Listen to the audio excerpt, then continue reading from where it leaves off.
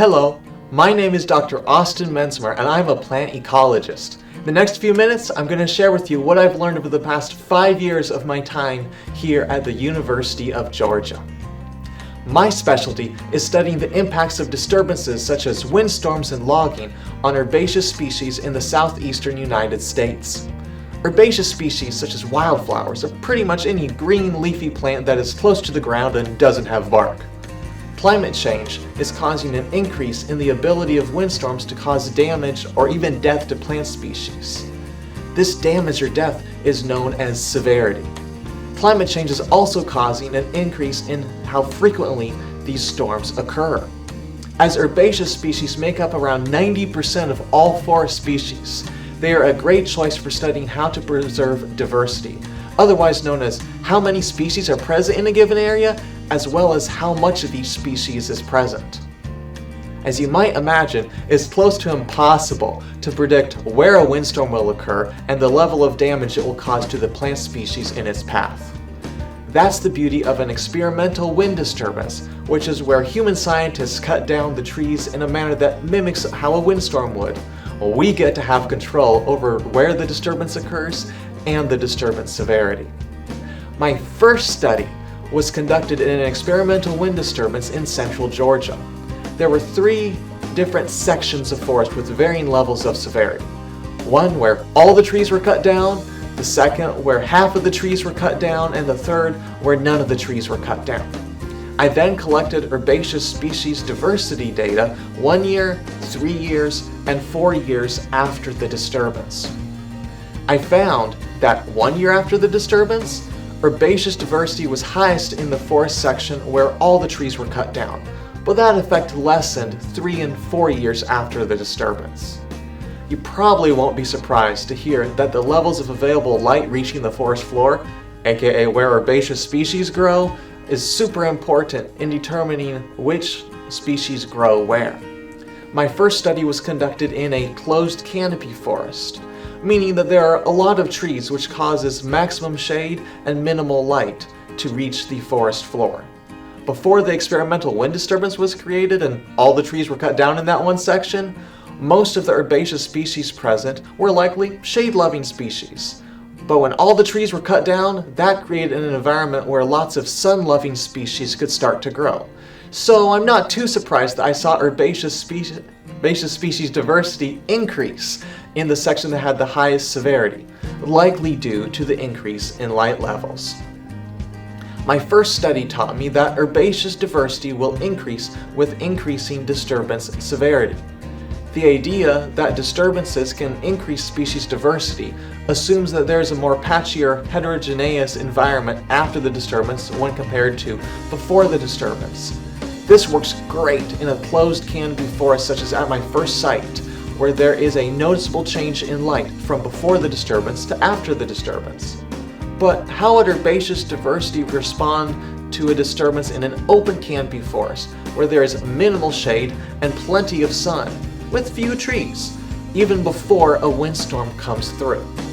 Thus, my second study, conducted at an open canopy forest in southwestern Georgia where a hurricane and partial logging operations had occurred 3 years before I visited. I was curious in this second study to see how varying severity, or again, those levels of damage, may or may not impact herbaceous diversity in this different type of forest. I set up 4 different sections in my study, where there was neither wind damage nor logging, where there was wind damage and no logging, where there was no wind damage and just logging, and where both wind damage and logging occurred. I found that there was no difference in herbaceous diversity between the forest sections of varying severity, likely because there was not enough change in light availability from before to after the disturbance.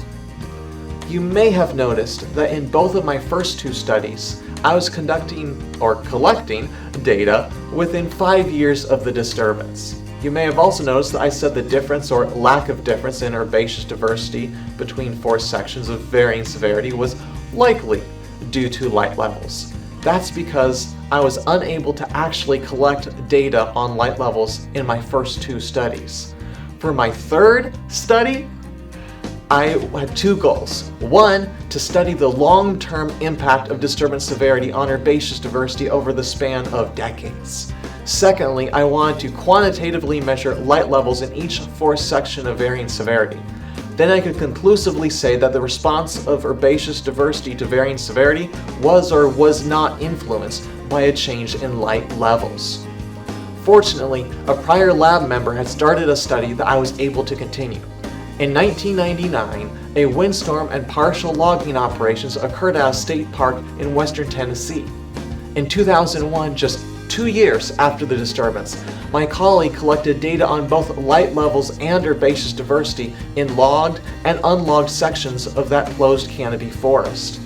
I returned in 2021, 2022, and 2023 to provide a 20-plus year retrospective analysis looking at the long-term effects of disturbance severity on herbaceous diversity.